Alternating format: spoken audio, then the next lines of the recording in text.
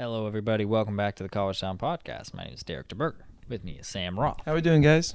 We do a lot of arguing in this one. Sort of. No, not. We do a lot of arguing. Yeah, in this we don't. one. We don't agree with the portal. We don't agree with baseball and how random it is. First, 40 minutes of this episode is nothing but arguments from us. It's just about So, what we think the spring portal is for football. if you're coming here from First Take, this is the episode for you. We talk about the spring window for the transfer portal. We talk about college baseball. We talk about basketball transfers. That's actually the first thing I believe we talk about. Yeah, NIL fatigue that could be possible with those transfers being said, as well as the new rules that were installed by the NCAA for football, and a rumor that Florida State is not paying their NIL collectives. Or NIL players. NIL's not paying the players. No, that's not quite what it is. If you get that far, you'll see it. Fair enough. Yeah, and then we talk about WNBA draft, reaction to that, and then preview and prediction for the NFL draft coming up. And so that's pretty much it. Yeah, we'll see you in this episode. All right. Bye-bye.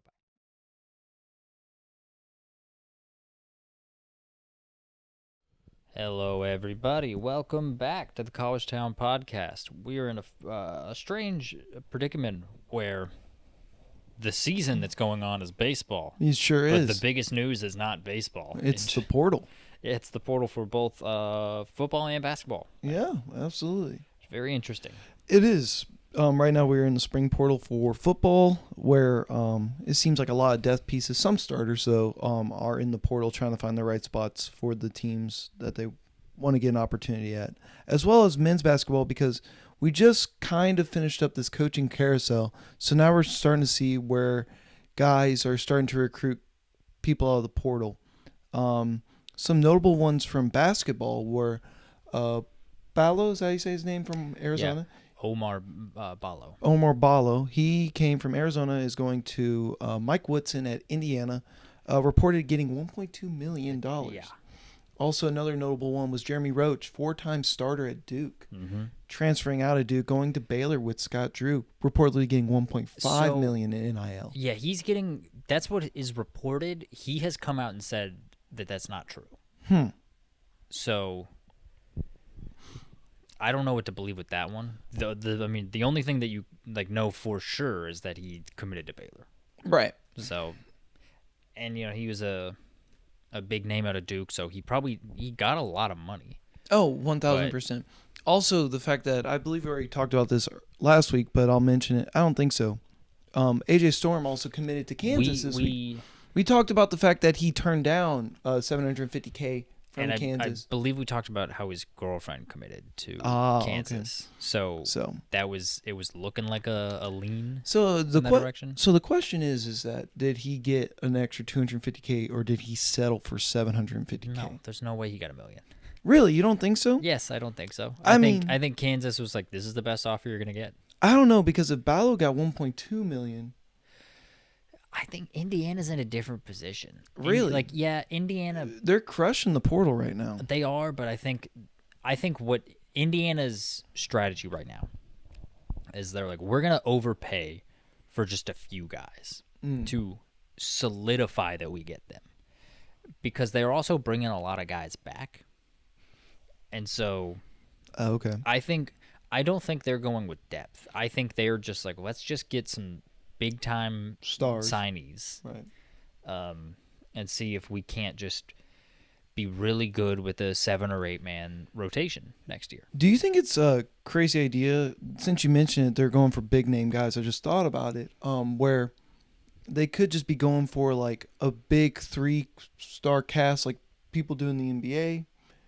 Like think Celtics with Allen, Pierce, and then Garnett. Have some good support players with like Rondo, Perkins, and Glenn Baby Davis around, or like D Wade, LeBron, Bosch. Then you have like Mario Chalmers at point guard, Mike Miller, Udonis Haslem. Could be a common theme going on in college? I think people could try to do that, but I think the difference between the pros and college is that if you make it to the NBA, you're good. You're very, very good at basketball. Right. There's kind of no floor for how bad you can be in college. Like if you're a Division I college player, chances are you are very good at basketball. Right. But the thing is, that very good at basketball, there's a wide range. Right. So you can pay an absurd amount of NIL to like 3 guys, Right. and so you can have like you could go out just I get what you're saying. like let's say West Virginia's already got Tucker DeVries. Right. Let's say they go out and pay a ton in NIL to get Great Osabor Right. and John L. Davis. Right. That's a big time. Yeah, it is. Big 3, but like who are the guys around them? I see what you're saying. Because they need NIL too. Right. Because I think the gap between in college is you have, at the very elite level, you have all NBA first team guys, maybe MVPs, potentially, at the very peak. And at the very bottom, you have accountants who are just... Yeah, pretty much. You basically have guys who are, technically they're D1, but they will never sniff the playing court. And I think that's the range. Whereas like in the NBA, if you're playing at least, you are a very, very talented player. Mm-hmm. Yeah. So that is the gap. Yeah, so I do, the more I think about it, the more I am in favor of, with NIL, let's go get some big-time guys. Right. Like, let's pay a lot of money for some big-time guys, and then let's just, like, fill out the roster around them so that it's good. I've got to ask, what is going on at Duke right now? Where basically the entire team has hit the portal. Yeah, I think they've lost 7 guys, right? Well, yeah, I believe so. Then they've lost McCain, Filipowski. McCain and Filipowski to the draft. Mark Mitchell and Jeremy Roach hit the portal. Right. I think they have. Their only like big time returning guy is Tyrese Proctor. Oh yeah. So they've lost 1, 2, 3, 4, 5, 6, 7 guys to the portal so far. 7 guys to the portal, and then plus 2 to the draft, and then graduating. I don't know, they probably have like a couple of walk-ins graduating. Right. So basically, John Shire is building a whole new team. It's reportedly coming out that he is trying to just build a team around Cooper Flagg for 1 year. He is basically trying to just compete for 1 year around. And I wonder if that's going to be the common trend now, where since you only know you have these guys for 1 year, you're basically just building a new team every year. I don't think that's the... I think most coaches are trying to look like 2 years ahead. Right. I don't think it's going to go back to the one and done model, except with transfers, because I feel like we're seeing that doesn't really work. You know, like you can have like Iowa State in DJ Otzelberger's first year, they went to the Sweet 16 after only winning I think it was 2 or 3 games the year before. You know, like you can do these crazy rebuilds, but you're not competing for national championships. Like Utah State this year was very good. They were a very good team. They lost in the second round. They replaced literally every single player on their team. Right. They had 13 new players.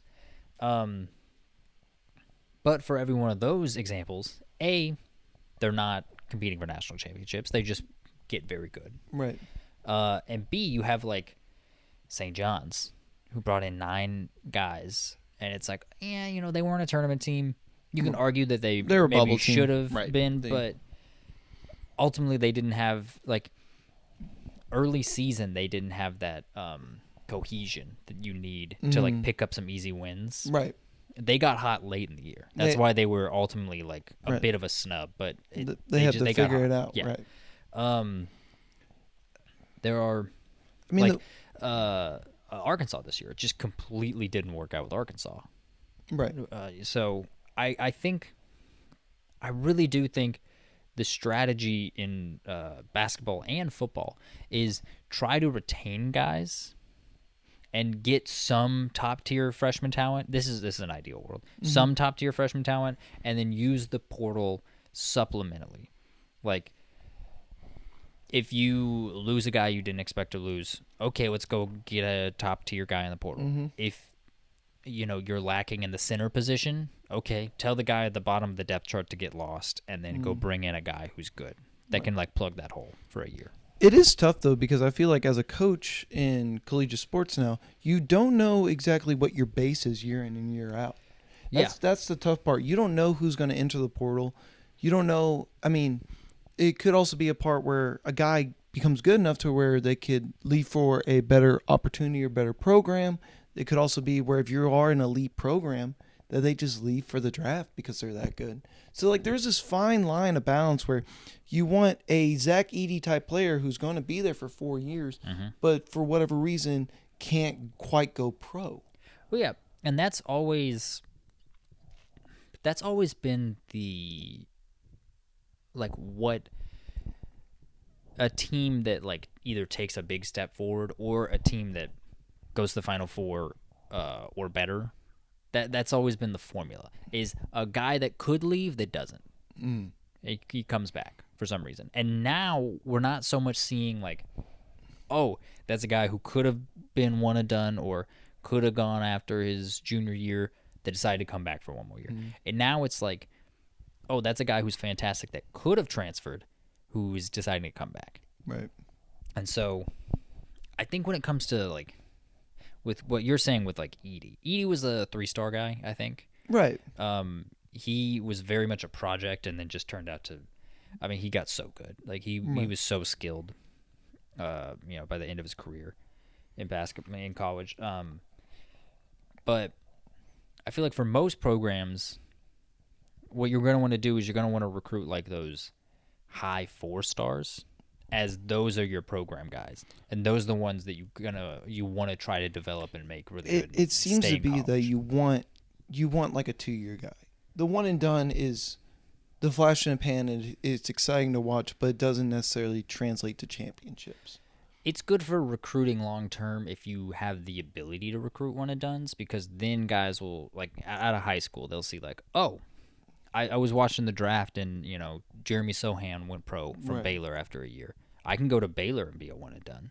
They have Jacoby Walter this year. They got a 5-star coming in next year.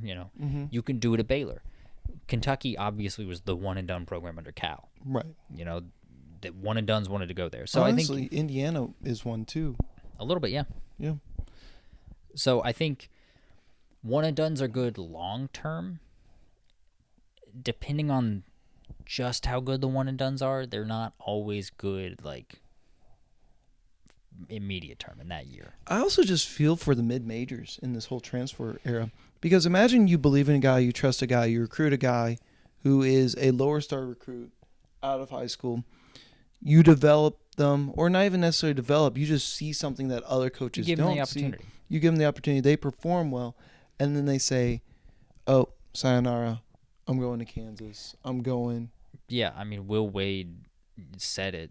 I think he was talking about being annoyed with coaches complaining, because he ended up saying, like, the entire system is built to the advantage of the power programs. Right. Which he's right. Yeah. He's 100% right now. Absolutely is. But it's whoever's got the most dough to splash around, and then. And yeah, that's usually the most popular schools. It's more or less becoming like baseball. You're going to have your big market teams and you're going to have your small market teams. It's what is essentially happening across all of college sports. Yeah, that is. But it's also weird, because I do wonder if we'll see some donor fatigue coming up shortly with the amount of money that's rumored to be being thrown around. Yeah. So. Because what do you do if you're a big-time donor and you're spending all this money and there isn't a result that you're satisfied with? You're going to pull back spending. I mean, we saw that with Miami. There was this, as soon as NIL became a thing, a billionaire out of Miami was like, I'll pay for everyone. And then I think when he saw it wasn't really yielding results, right, he scaled back a lot. It does. Like, It does make me wonder about, like, what is the line between how far money can take you, and then how much it is getting the right guys for the right programs and with the right coaches. Because I do think money can only take you so far. You can definitely out-talent people with money in college. Yeah. But I feel like I wonder how far that can take you.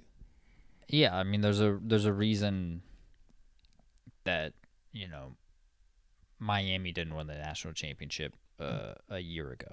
Right. Is because they ran into UConn. Miami was absurdly talented. They sure were. Last year. They didn't win because they ran into a team that was also talented but way better coached.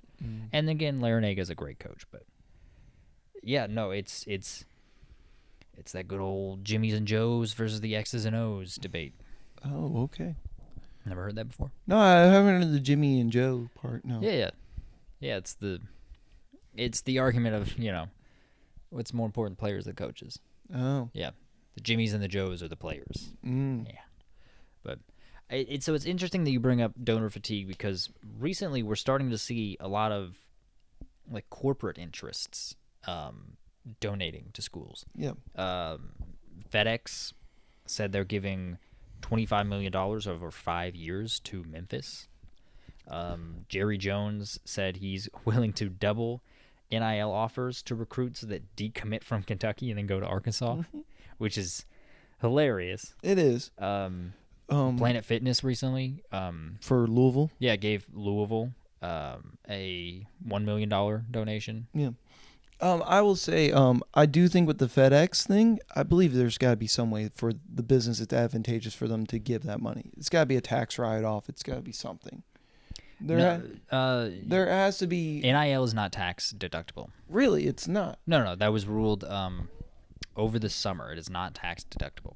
Interesting. So FedEx is just giving $25 million to Memphis. Interesting. Because I had to believe with the FedEx thing with Memphis, there had to be some advantageous reasoning for FedEx to be doing it. It's headquartered in Memphis. No, I know that, but I'm like, no, it had to benefit the company in some a lot of companies will like spread their money around like where they are to gain influence. Right. And so, while I think the founder of FedEx is probably a Memphis fan, it also just makes sense. Like, oh, I'm going to donate to this thing that, it's indirectly donating to a university, but it'll go to a university. Right. That will give me more power, more influence, more sway. So there's that avenue for it from FedEx's standpoint. So was that across all athletic departments, or do we know if it was just dedicated towards some? I think it was supposed to go primarily towards football and men and women's basketball. Gotcha. I believe. That's quite a bit of money. That is a lot of money. Yeah. $5 million, that is. Especially considering for football, they are a group of 5 school. I guess you can say group of 5, not group of 6, because the Pac-2 is in flux. Yeah. Okay.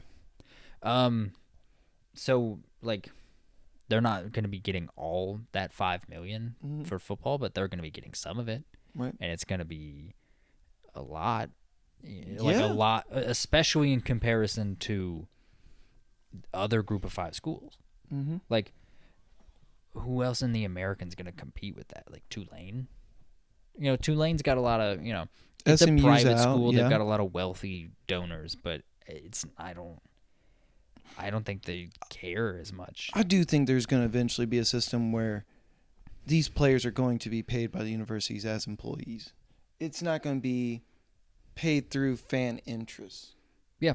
No, that's the only way that's sustainable. Yeah, because, I mean, who's got millions and millions of dollars to be thrown around year in and year out? Basically just to be a part of like a payroll. And you know what's interesting about them becoming employees of the university is if they do that, that will completely get rid of scholarships.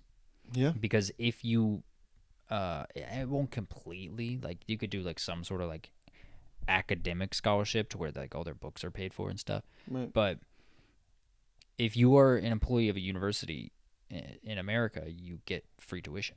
And so if they become employees, everybody gets free tuition, so there's no need for the scholarship anymore. Right. But then also it's like, I bet you could just factor that into the contract at that point. Be like, hey, this is how much it's going to cost to go to school. Here's what we're offering you. But if that's the thing for everybody, you can't use that as a bargaining chip. No, exactly. It's not going to be a bargaining chip. I'm just saying like how the contract will probably be structured in a way. And also, if they're an employee of the university, do they have to attend classes? Yeah. I mean, yes, absolutely. You have to. Why would they? They're not necessarily a student athlete. They're an employee. The whole point of college is that this can be considered like a work study thing, like Could it, or just be semi-professional? There are things in college you cannot get a job under certain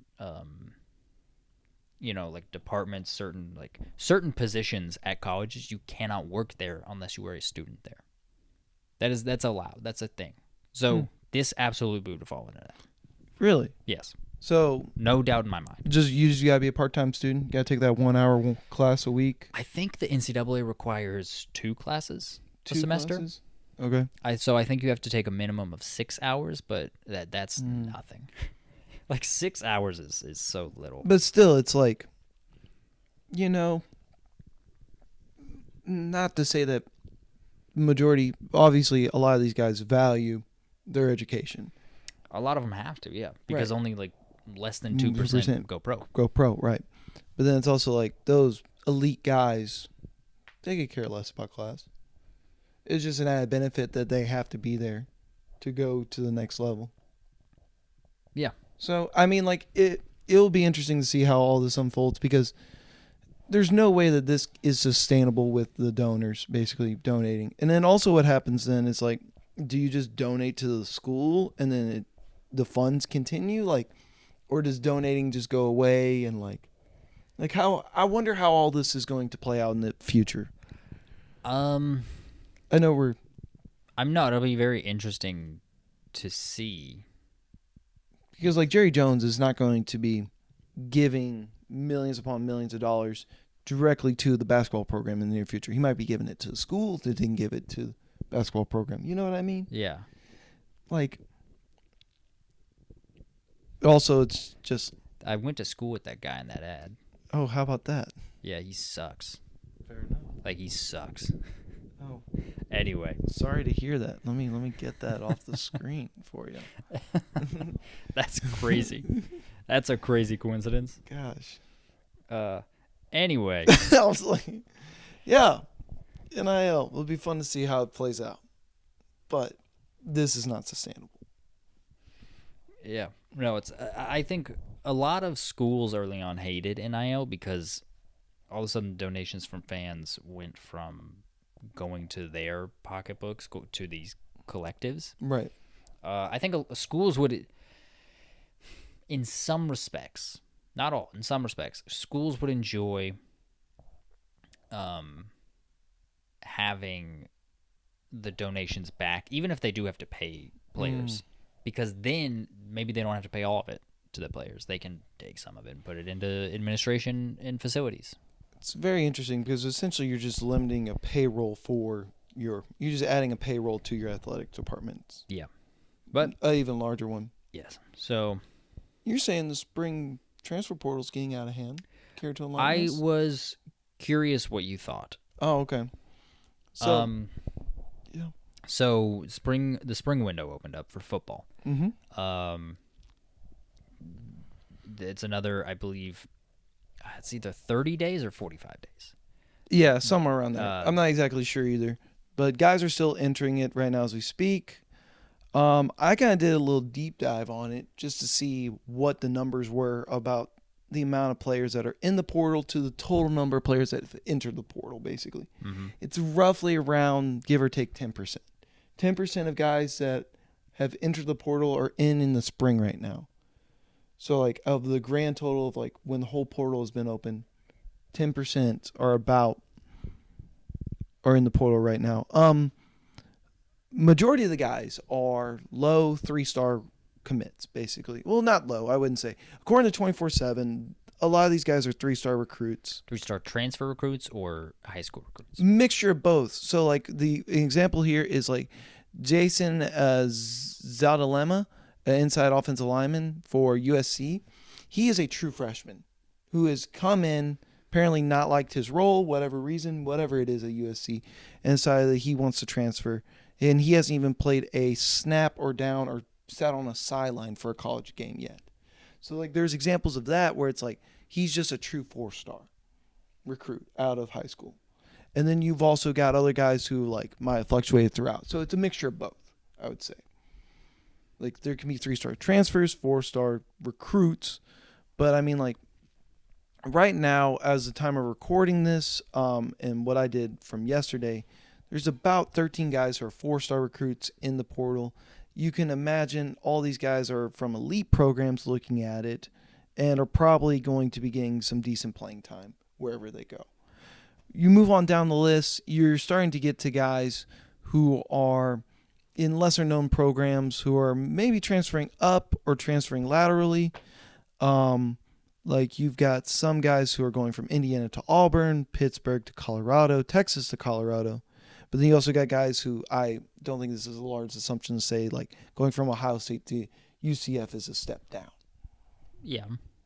So personally, I think it's guys just trying to find the opportunities of where they think they're going to play, or some guys who are like, you know what, I'm good enough to play up at another level. Yeah. I just think football, I believe, is the only one that has 2 transfer portal windows. I think that's correct, and I agree with it. I think it makes sense because if you go in expecting something and it's not the expectations once you hit spring, like why should you be stuck on the team when you're the 4th string? But why does that only apply to football? Do you Because think it should apply to basketball too? well, I mean, like I think because of the way the portal works with basketball is that you can actually, and also because it's a lot less players, you're also able to judge it better where you're like, okay, I'm competing with a spot with not necessarily 6 guys, but maybe like 1 or 2 guys for the spot. And I think that is the more common sense because you've got somewhere between 80 and 100 guys on a football team. I know that the number is like 70-ish, like scholarships. So I imagine there's 30 or so walk-ons or whatever else, practice players in there too. So it's not crazy to me to think that when you have that large a number, also it's hard for a football coach to know exactly what he has until he sees it on the field. It's also hard for a player to know exactly what role he's going to be in until he starts spring practice and sees the type of reps he's getting. I mean, I feel like you could say that for other sports, though. You probably could, but I think you can. I think you definitely could, but I just think like because of the large scale of football comparatively to like 15 guys on a basketball team, like I feel like it's a lot easier to evaluate 15 guys and knowing that out of those 15 guys, maybe only 9 are going to play, whereas you got to evaluate probably 40 to 50 guys on a team that are going to play throughout the season for football. I just think that when you have, I'm pro player movement. Here's just what I believe. I believe that when you have this, the primary, there's 2 issues that come up. Is that it's it becomes very difficult for a coach to understand like where every player on his roster like stands, like if they're gonna leave, if they're gonna not. So, I mean, you can tell sometimes, like in spring practice, like okay, that guy's unhappy, he's probably gonna go. Right. But it also it like it's gonna be people that just like up and leave, and it's like okay, but we had this guy, now we have to go out and find someone else. But the bigger issue for me is tampering. I feel like it just gives too much an opportunity for a coach to go to practice, see like, oh man, our tight ends, they're not what we thought they were gonna be. They're not good. Mm-hmm. Let's go and let's send a scout, have them pretend that they're a fan, and let's send them up to Penn State, see one of their open practices. Oh, Penn State's got a really good tight end. Well, let's make it known one way or another that if he decides to transfer from Penn State, that there's a big NIL package waiting for him here. Right. I will say I think that's far and few between. The only reason why I say that is because, I mean, majority of these guys, no offense to any of them, majority of these guys aren't starters. And from the ones that are starters, I feel like you're only losing at most 2, maybe 3 starters on a roster at a time through this portal. Most of the team that you have in spring, you know who your team is. And I feel like if you're a competent coach, you know who your starters are. You know who your second string is going in to a certain extent. And majority of these guys aren't starters. Some of them are, and that does suck for when they leave. But it's also like, But if you think about it like this, the majority of them are starters, sure. Yeah, but like there's like 90 guys on a football team. There's only 25 starting spots. give or take, yeah. Yeah, well, there is only 25 starting. 11 on defense, 11 on offense, 3 special teams. No, there's more than that. You're forgetting whole punt units and kickoff units. Yeah, but those guys, they didn't, No, they didn't sign up to go to I'm fully Alabama aware. so that they can be on the special team. I'm fully aware of that. I'm just saying there's definitely more starting roles than that. But I get what you're saying. I don't think they view it as starting. I'm fully aware Because of a lot that. of these guys are probably starting special teams. Probably, yeah. I don't think they viewed themselves as starters. I agree with that. So But I'm also saying like they're if getting on the there's field. and getting 25 guys that start, 3/4 of your roster is not going to start. it. Right. So if everyone transfers, I just think there needs to be some level of like restriction, just so that there's not a bunch of people transferring in multiple windows. But I don't think so though, because like I just disagree with that because like of the total transfer portal that we've seen from in the fall, right? 90% of it happened in the fall. 10% of it's happening in spring. That's still a lot. It's not though comparatively to what is Okay, right now. well, comparatively, you can say that. Well, that's what I'm trying to Right. say though. 10% is you're maybe like if you lose 10% of your team in the spring and you have to replenish that, that is peanuts compared to what you had to do in fall. If you lose 10% of your team in the spring, that's a lot of people that you got to replace. Not really though. It's 9 people. Maybe. No, that is 9 people. 10% of your team is 9 No, people. but I'm talking like out of like the starters though. You're 25. You're talking about 10% of that. That's like 2, maybe 3 players. Oh, well, there's a difference between 10% of your starters and 10% of No, your but that's team. what I'm trying to get at. Like I think Louisville right now, last time I looked, had like 7 guys maybe. It might be more now that are transferring out. I don't think any of it is necessarily insane for those 7 guys to be like, hey, this is not exactly what I signed up for. I'm gonna go try to find a better opportunity. And some of them might be chasing a bag, trying to chase money. Some of them might be, you know what, maybe I'm better than this. Maybe I have a better opportunity elsewhere. And others may just be like, I just want to play. And I don't think there's anything wrong with that from a player's perspective to try and do that. I think that, like, Colorado's got, like, last time I checked, they had, like, 13 transfers. Yeah. And then it was not unlikely to go up. Right. But it's also funny that you mentioned that because Dion basically came out. There was one guy who basically said, like, yeah, I want to be on a team that's going to help me develop and not necessarily play for a team that's only merely there for clicks. And Dion basically came out and said, weren't you the guy that was hiding in the bathroom during workouts? And I mean, like, the kid didn't really reply to it. So, not to say that it's true or isn't true, not to call Dion a liar or not a liar, but those comments were made. So it's like, at the same time, it's like, it's also, if you see a trend, it's also... What does that have to do with transfers, like throwing a roster into flux? I don't think the rosters are much in flux as you think they are. If Colorado has to replace over 10% of their team. Yeah, and I'm telling you, a lot of that 10% probably isn't going to hit the field unless it's for one play in a series, whether that's punt unit or kickoff unit, punt return, or whatever. I really don't think it affects them to that great of an extent. But also, there's different philosophies as far as, like, who gets playing time in football. Like, just because there's 25 starters. Right. But probably like A lot of 35 play. Maybe 40. Because you got different formations, different packages. I would say it's closer to 40. Right, exactly. So, I mean, like, I don't think you're losing too much in this portal. I think the portal is overall good for the college. I think the portal is good. I just think it's weird that football has 2 portals. I don't think it's weird. I do. I think you gotta allow these kids the opportunity to realize if they made a mistake or not. Because also, what is to stop a coach then from giving false promises in fall? What's to stop a coach from giving false promises in spring? Well, I mean, like in spring, there's no false promises.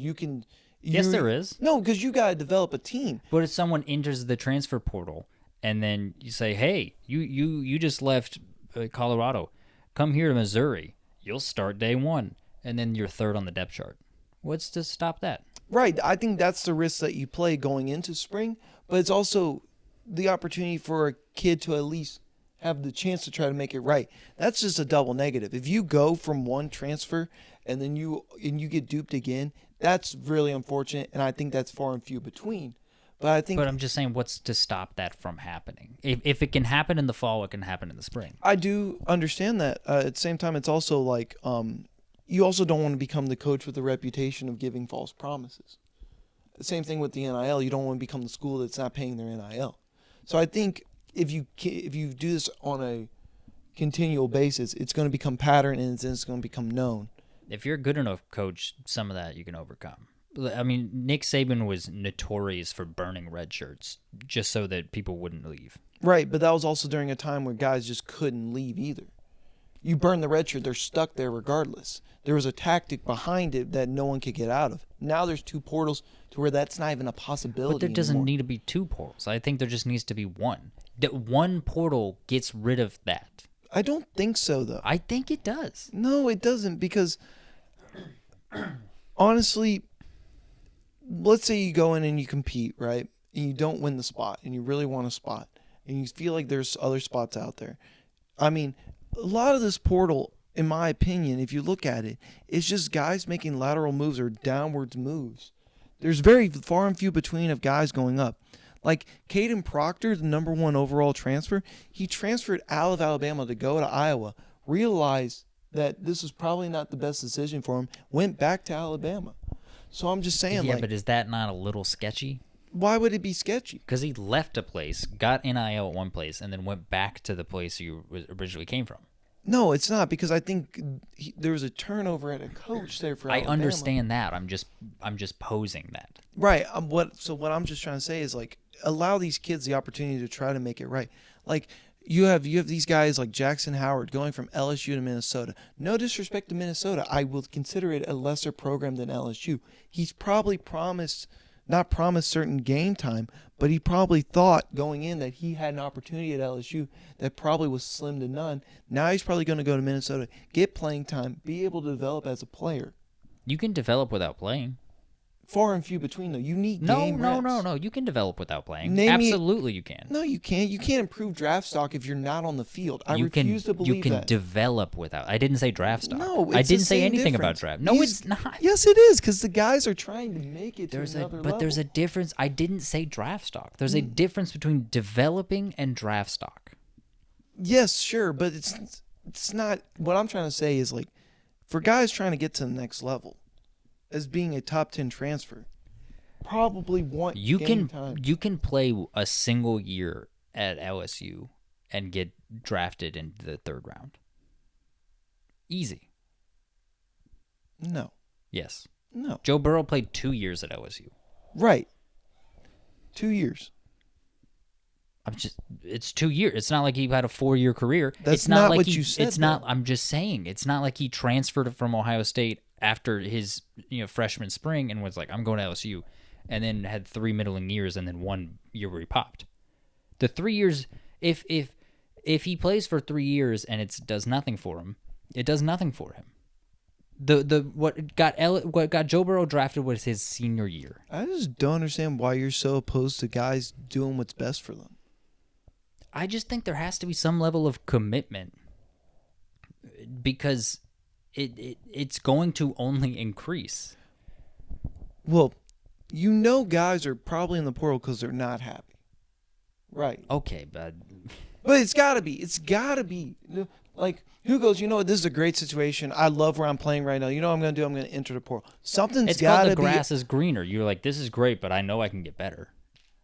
No. Yes, that's a thing. Yeah, but That's no. that's a whole thing. There's so many sayings about it. No, but it can't be this, though. That is the fall, though. Because guys develop, they do well, They get the new opportunity. Why are the things that only apply to the fall that don't apply to the spring though? Because I think there's drastic differences between a fall transfer and the spring transfer that we're not seeing. There is notable big time names that go into the portal in the fall, and they are not going into the spring. If they were unhappy, they would leave in the spring, right?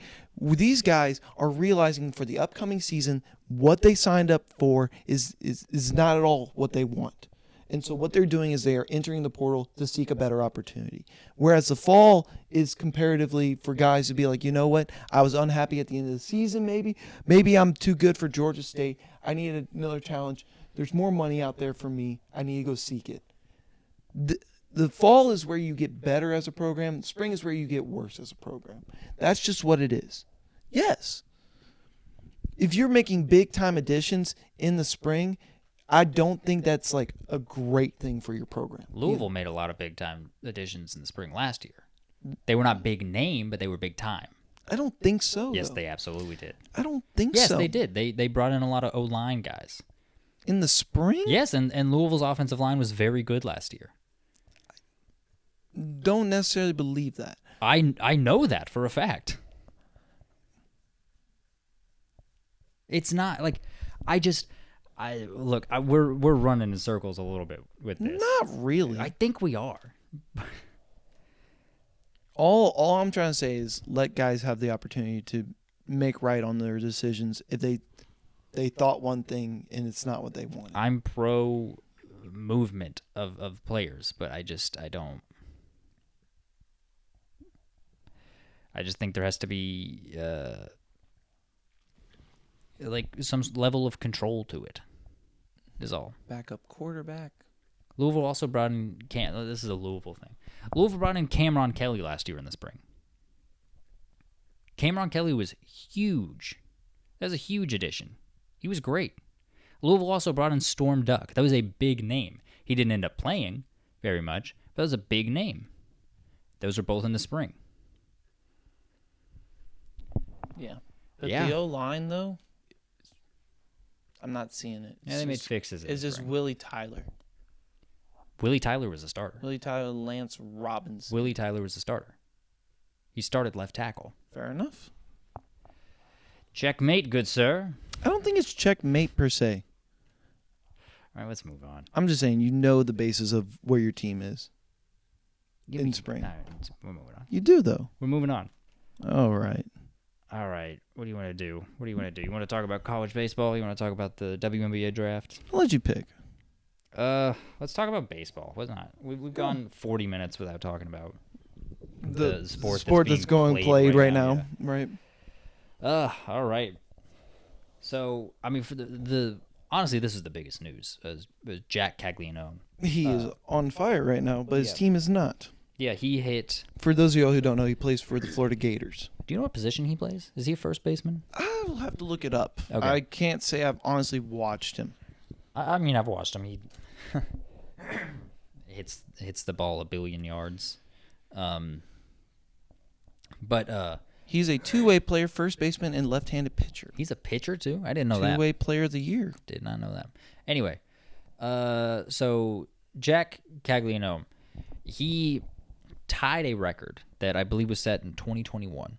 He hit 9 home runs over the course of 9 games. 9 straight games. Very, very insane to do that. Because the longer that streak goes on, the less likely pitchers are to give you something you can hit. They're just gonna try to like nibble in the corners. Like that's all they're gonna do. So that's incredibly impressive. What's even more impressive, I think, is he during that 9-game stretch hit the longest home run ever recorded. Right. I gotta look how far it was, but it was over 500. Feet or yards? It's feet. Yeah, over 500 feet. 500 yards would be crazy. But he's playing incredible. But Florida's not good. They suck. Florida's very bad this year. No, they're not. They are currently, I looked it up before we started, they are 20-19. They lost their most recent series to Vanderbilt, who I think I don't know. It was a projected 516 feet. Yes. He did 5 days ago. Yeah. That's a lot. Yeah. But Florida right now, as of speaking, Is 20 and 19. Yeah. They, I don't know what they're sitting at in the SEC. Their SEC record is 8 and 10. They're just not very good, and it's crazy because, so in baseball's so random. You can have one guy have a monster season, and it just propels your entire team forward, or you can have, like Jack Caglianone's having right now, a guy that just is unstoppable. He's elite, yes. And it's doing nothing for his team. I think what it is for baseball is that whereas in football, in baseball, whereas in football and basketball, or even soccer or any other sport for that matter, you can get the ball into your best player's hands majority of the time. Yeah. Whereas in baseball, they have to wait for 8 other guys to hit before they get another opportunity. Mm-hmm. They have to wait their turn in line. Yeah. Everyone, and whereas in like other sports where you can manipulate it to where you can maybe get more possession, more time with the ball, whatever, baseball's 27 outs both sides. That's how it works. Each team gets 20. You can't hold on to the ball more. You can't manipulate it in any way to have more time with it. It's 27 outs. Yeah. Mm-hmm. That's it. Each team gets it. And also, there's such, I think, They are currently especially baseball people. Yeah. They are second to last in the Eastern Division. Yes. But baseball people especially don't like to admit this. Baseball is one of the most random sports. The reason... No, it's not. I don't understand. We've talked about this. Statistically, it is. Statistically, I don't think it is. No, you can't. I say I don't think. Statistics are a matter of fact. What's the study that makes it random? The most random sport is hockey. There's no question about that. It's hockey. Like, oh, dude. As far as baseball goes, Umpires are like one of the biggest reasons. I can understand that from a perspective, but I'm saying like there's a whole reason why they had to create a separate award for pitchers for most valuable players is because they're like, oh, if you have such a dominant pitcher on the mound, you're probably guaranteed to win that game. Pitching is dominant when it comes to it. Baseball is not the most random sport. I said it's one of the most random sports. Possibly. It is. Well, I mean, like I think as far as like metrics go from like randomness and like team wins and like upsets, it's got to be hockey. Because when you say randomness, that usually means that like a lot of upsets happen, a lot of changes happen. And I just don't believe that because there's obviously consistency throughout a season. But it's such a random thing. Of like, Wake Forest has such talent on their team this year. They are such a talented team, and they're good, but they're not what people thought they were. I'm just saying that's why you play so many games in baseball, whether it be collegiate at like, what do they play, like 50 games, 40-something games? They play like 50-ish games. Right, or Major League where it's 162. Majority of the time, and by majority of the time, you do see that baseball is not as random because it has a consistent flow because there's so many games being played. This, I will say, this is not the study I'm referencing. I was about to say, This is just some website, but it says baseball is more random than hockey. Just want to throw that one out there. Again, not the study I'm referencing. it says baseball's the least random out of all those sports. It says from least to most. Yes. Interesting. So okay. That's a weird way of ranking that. Yeah, you know, it is. But look, it's because of things like, obviously human error is in every sport. Like you're not playing with video game characters. Like right. Just because you got a 99 speed doesn't mean you're going to take off immediately at full speed every single time. You know, so there's swings in performance that way. There is. I think it's also just because of a scoring scarcity. Like if you have a sport where you could have like plenty of opportunities but not necessarily score. Yeah, exactly. You like So like that could be similar with soccer, hockey, or you can have baseball. a team with a 12 hit day that results in 6 runs versus a 12 hit day that results in 2 runs. Right. You know, And like it's just the quality of it the hits depends and on everything. when the hits come. It depends on Yeah, absolutely. like how, and also it depends on the umpires. That's what makes them. That's the most random factor. Is the human error aspect of it? Of the human error of the umpires, because you can have drastically different strike zones based on who's behind home plate. Tell me about it. Yeah, like you can have like there could be a guy that's like everything's a ball. I'm walking everybody, and then there's a guy who's like, look, the people want action. The people want strikeouts. Everything's a strike, you know. And then also you get guys that are just inconsistent. Yeah. You get guys that's like clearly, through a curve that's like in the zone, and it's like ball, like okay, and then next one high fastball, it's outside, strike. What's the difference? How is that? But There's actually but yeah. so like with that just kind of goes to like the point of this is that Jack Caglianone is having an absurd season right now. He is leading college baseball in home runs hit. 23. I think so. I think he's got 23. I think I just saw that. I'll double check it. He literally just set the 23. record for the most. Or he just set the record for the longest recorded home run ever. That doesn't necessarily mean it's the longest. They haven't been recording home run like Projected forever. 516. Yeah. And he just tied a record for home runs in consecutive games, but the team is not good around him. So it's just random. It's an interesting sport from that aspect. It's very random. You can go from So being Jack Caglianone, terrible. his on base percentage is 40.495. So he's getting on base almost 50% of the time. That's pretty good. Yeah, Billy Bean's watching him. So that's our little rant about Florida. Yeah, but other than that, right now it seems to be the SEC is a very dominant conference right now.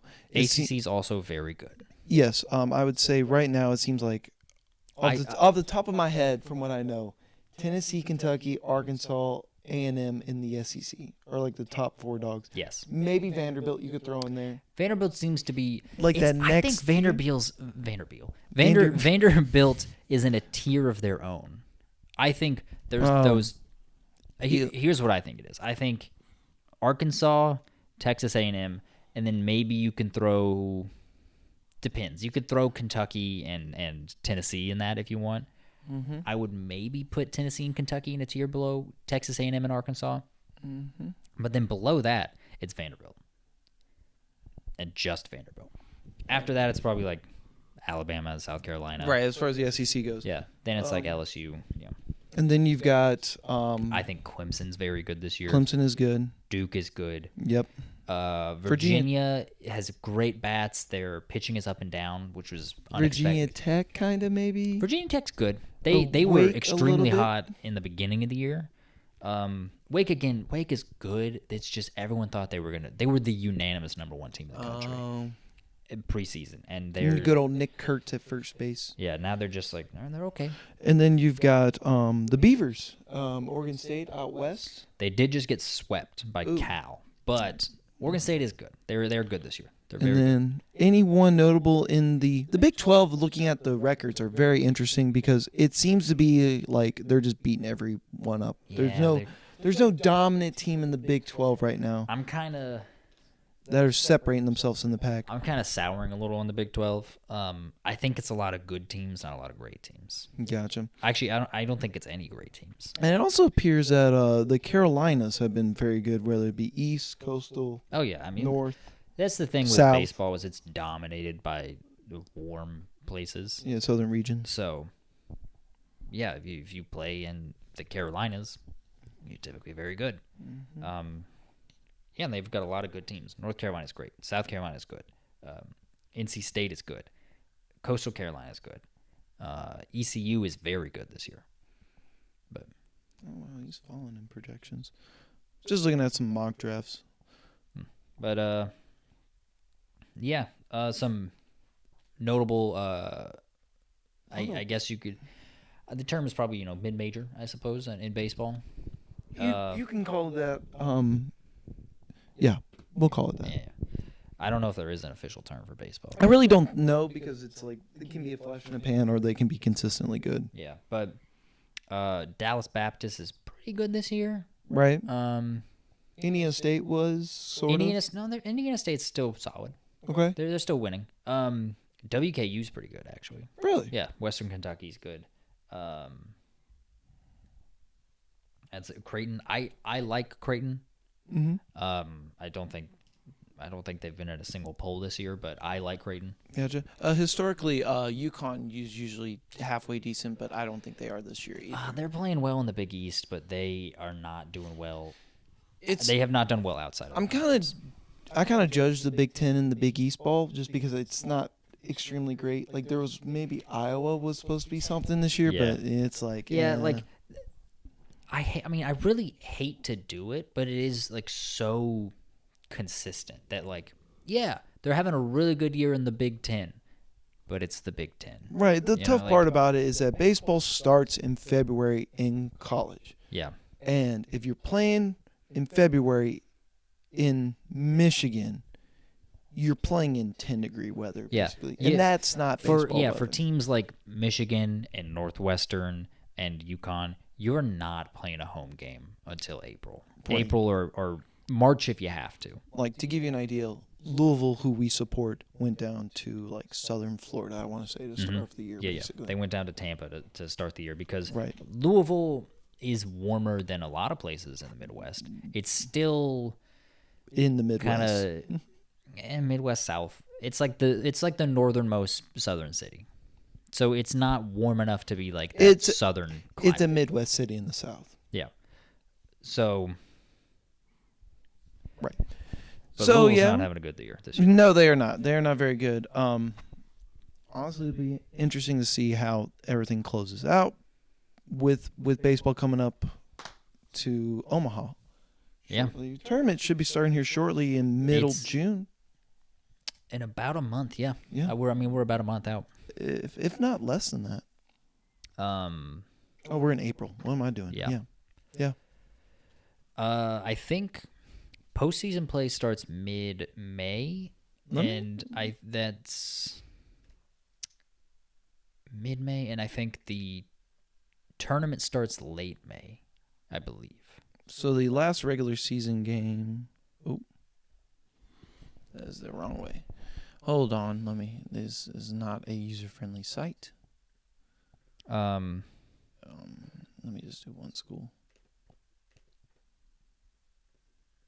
Last regular season game, I believe, is Saturday. May 18th. Yeah, Saturday, May 18th is the last regular season. The last day for the regular season. Right. So we got about a month.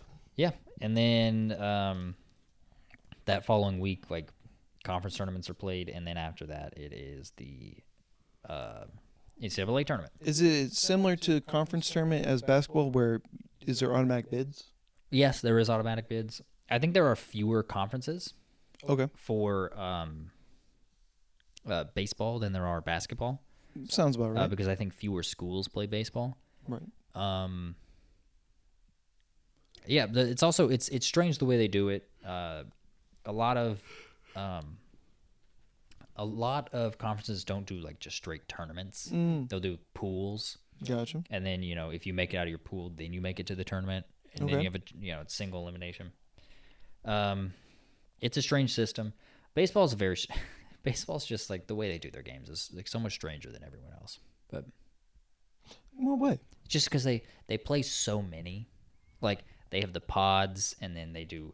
Oh, you're talking like the tournament. Yeah, a round of like double elimination, and then if you make it out of that, then you reset to another like double elimination. They do round robins more or less. Yeah. They do a regional round robin, and then after that, sort of, yeah, it's a double elimination. Yeah, they call them regionals, but regional where you play 4 teams and 1 host, and then the winner of those 2 play in a super regional in a head-to-head best 2 out of 3, and then you're in Omaha. how confident do you feel about what you know about baseball so far this year? As far as like college, Yeah, this season. don't know too much. All right. Why? I'm just curious what if there are any teams you've got your eye on or no. I mean, kind of. It's just like Tennessee and Kentucky, just because of regionally how close they are and how good they've been. I mean, I did watch one game where it was Louisville versus Kentucky, and I was like, they waxed us. Like it wasn't even close. So. It was a 4-run game. I mean, yeah, but it's like, No. but you know what I mean? Louisville doesn't have any pitching. Yeah. Right. It's like, And so Kentucky just exposed that. it'll be interesting to see how Sucks. Kentucky does, Tennessee does. Yeah, Tennessee, I will say, Tennessee's doing better than I thought they would because they fired their coach mid-season last year, and so I didn't have high expectations for Tennessee going into the preseason. They've been very good. But then it's also interesting because right below them is like the powerhouse of Vanderbilt. So it's like it's interesting to see what all happens there. But yeah, I would just say regionally. That's what I'm watching. Yeah. So again, we'll keep you updated there. What else we got? You want to talk about let's do some quickie newses. Newses? Sure. Some quickie news. Do you want to talk about the WNBA draft real quick? Yeah, the WNBA draft happened. Yep. So no surprise, Caitlin Clark went first to the Indiana Fever. And Congratulations. then Cameron Brink went number 2, which we we guess, called it. yeah. Yeah. And third. Cardoso was number 3. I was not surprised by that. I was a little surprised. I mean, it was between her and Jackson. I felt like. Yeah, I mean, which Rakia Jackson ended up is going. a fourth to fourth. from Tennessee. Yeah, I forget where they went at that point, but I do know Cardosa and Reese both are on the same. They're on the Chicago Sky. which is funny because they were definitely like rivals in college Yeah, another team for this past year. Yeah. Any standouts? Any shocking things that you were surprised by? The point guard from Ohio State went. J.C. Sheldon. Yeah, she went pretty early. She did. I was not expecting her to go that early. Really good 3-point shooter. I Yeah. do wonder the guard play on how it translates.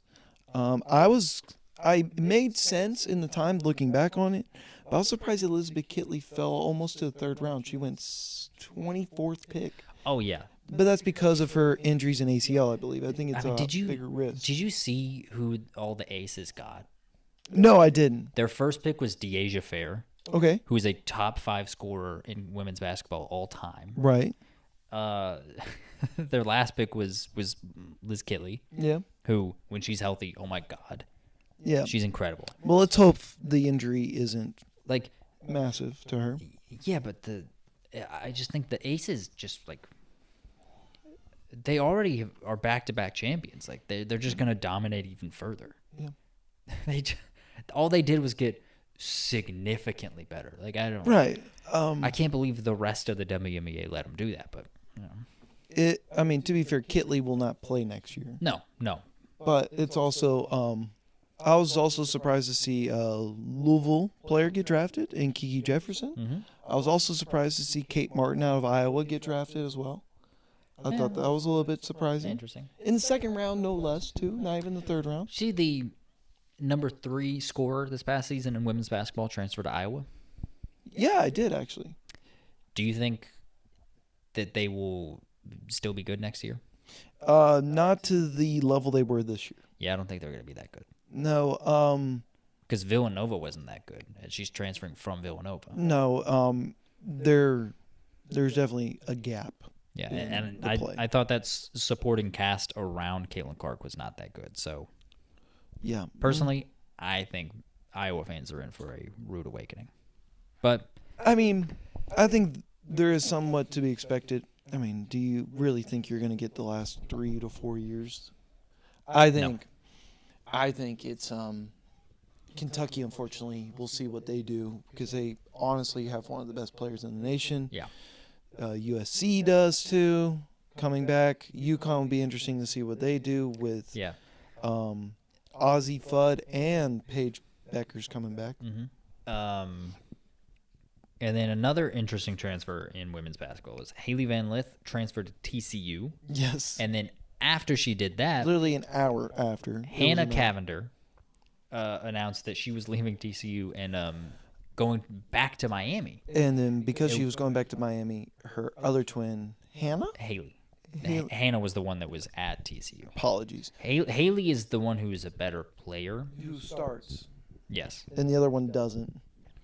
They're both going back to Yeah, they're Miami. both going back to Miami. So that's. I think they realized that they became irrelevant when they weren't playing basketball. I think that's part of it. That's a blunt way to put it. I mean, it really is, though. I mean, they lost their revenue source a little bit. Yeah. I mean, they did a podcast, and it was just like, yeah. I'm not a big fan of them, really. They're not very good at basketball. Haley Cavender is good. No. She's good. I didn't say she's WNBA level good. I don't even think that, really. I'm not too high on either one of them. I think one of them's averaged like 5 points a game. The other one averaged like 7. Maybe double digits. I think Haley Cavender averaged more than 7. I really don't think so. I don't. But, I mean, it's big for Miami regardless just because there's going to be eyes on them. Hey, you said Haley was the better one? Yes. Oh, 16-7. I apologize. Yeah. Apologies there. And then Hannah was 12-2. And okay, I will shut my trap. Yeah, they're not bad. Okay, fair enough. So, yeah, it's interesting. Yeah. We'll just briefly go football, and then we'll do the NFL draft, and then I think that's probably it. Probably about good, yeah. All right, so the NCAA officially approved the rule changes allowing a 2-minute warning and also comms in helmets. I think we talked about this when it was The Connor Stallions. it kind of came out that was like, hey, these are on the docket for Right. the committee. The helmet communication makes complete sense. Yep. There's no reason why any D1 school does not have the capabilities to do this. Yeah.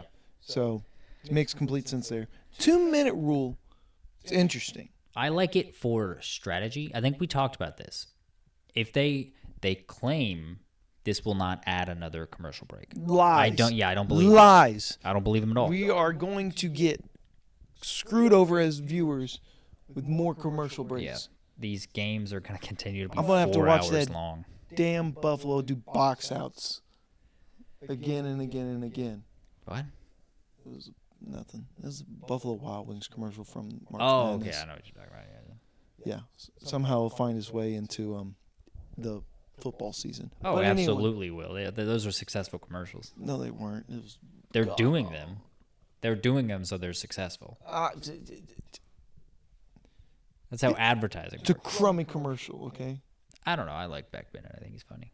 So anyway, but I have a I do wonder dissenting about opinion the there. 2-minute rule is interesting because they did change the clock to where it It does stop under 2 minutes. yes. Right? I think it adds to the strategy a little bit. It basically gives a team an extra timeout. Yeah. Um, I like it. I think it's on par with what is similar to the NFL. I mean, obviously helps guys who are going to the next level transition better to the next level in a little bit of a capacity. But I'm not opposed to it, but I'm not necessarily for it. I'll put it that way. I'm indifferent about the 2-minute rule. I do like the helmet comms, though. Yeah, I mean, I like both of these personally. I'm in favor. I just don't want more commercials Right. because It's ridiculous at this point. it's rough. Anyway, one final one before we get to the NFL draft coming up. Yeah.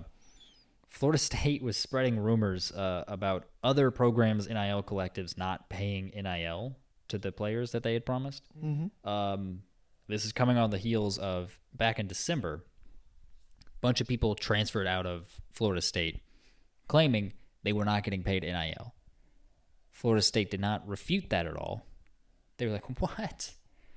Guys, we've got spots open now. What are you talking about? Incoming transfers. We've got so much money to give you. Yeah. Come here. So,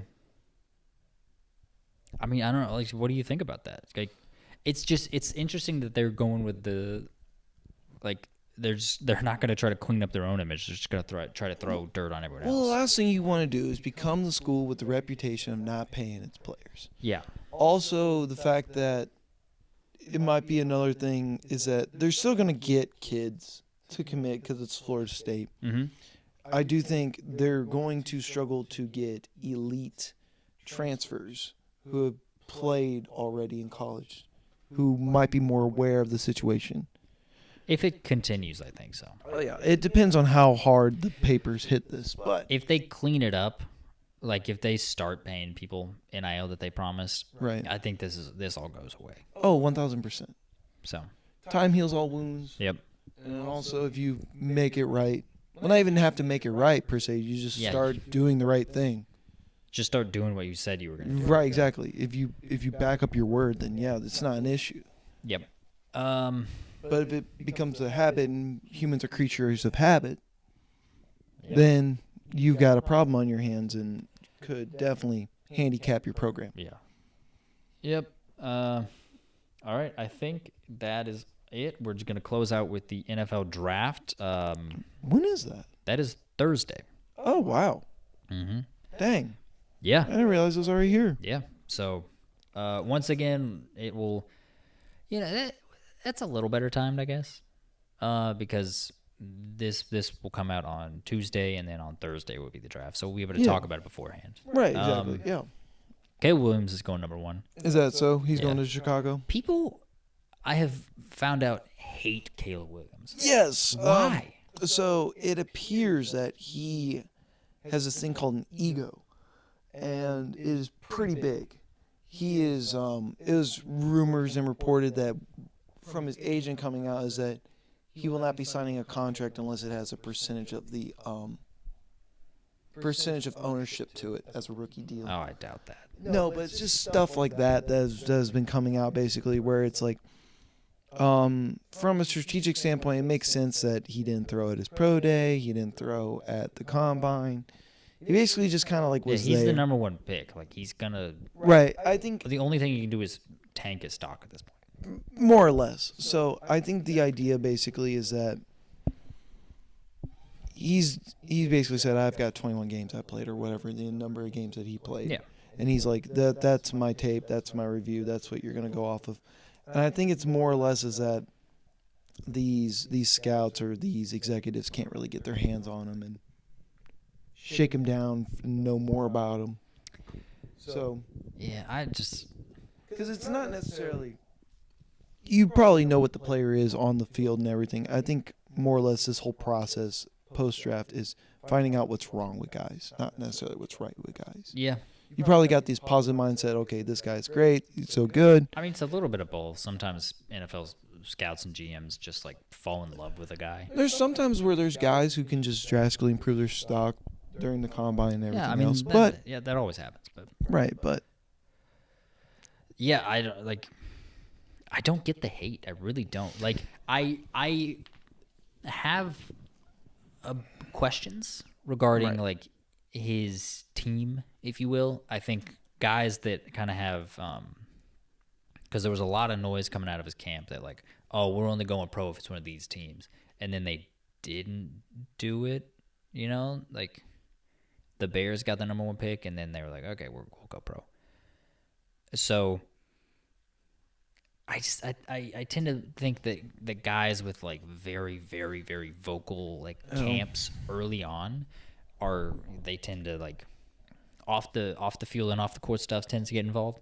But with him, I don't know what to like, because every report from his teammates at USC are like, he's a great guy, he's a great teammate. Right.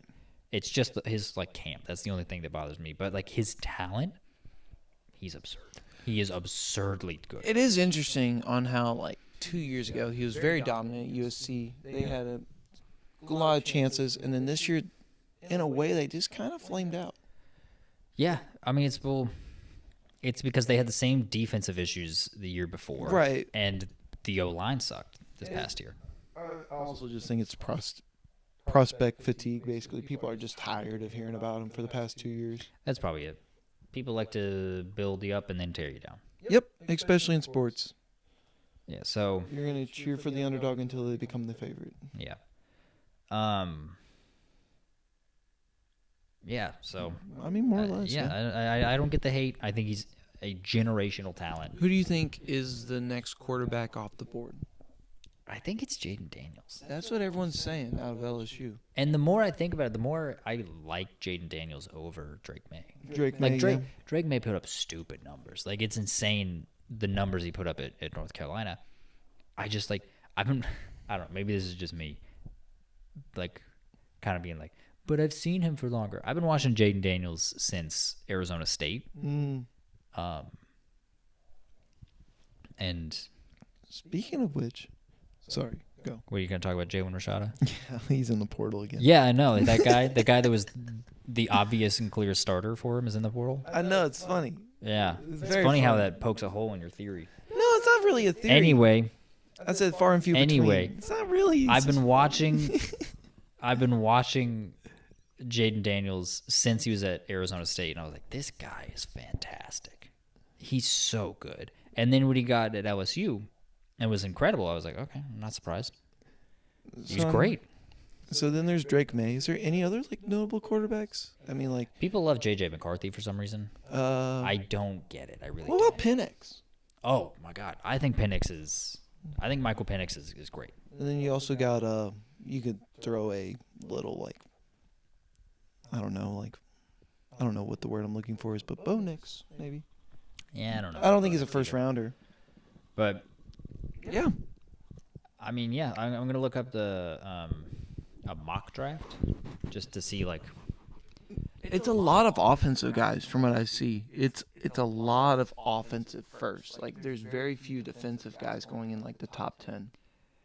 yeah, this is from Daniel Jeremiah, I believe, of NFL Network. They've got Caleb Williams, Washington picking, Jaden Daniels. then That's an insane mock. He has 4 quarterbacks going in the Drake first May, 4 and then picks. J.J. McCarthy, number He's got 4. he's got That's pretty wild.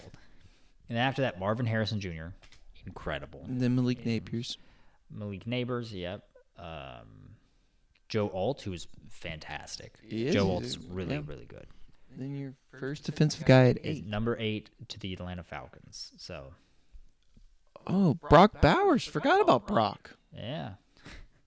Forgot about Brock. He's going to make a song about that.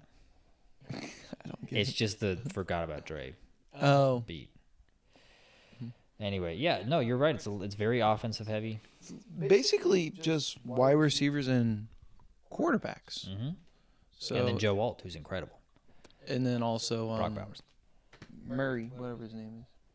Bryson Murray, is that his name? The D tackle? Yeah. Byron Murphy. Byron Murphy. Yeah, of Apologies. course. All right. I think that's all we have. Do you have anything else or no? No, not really. Yeah. See you guys in the next episode.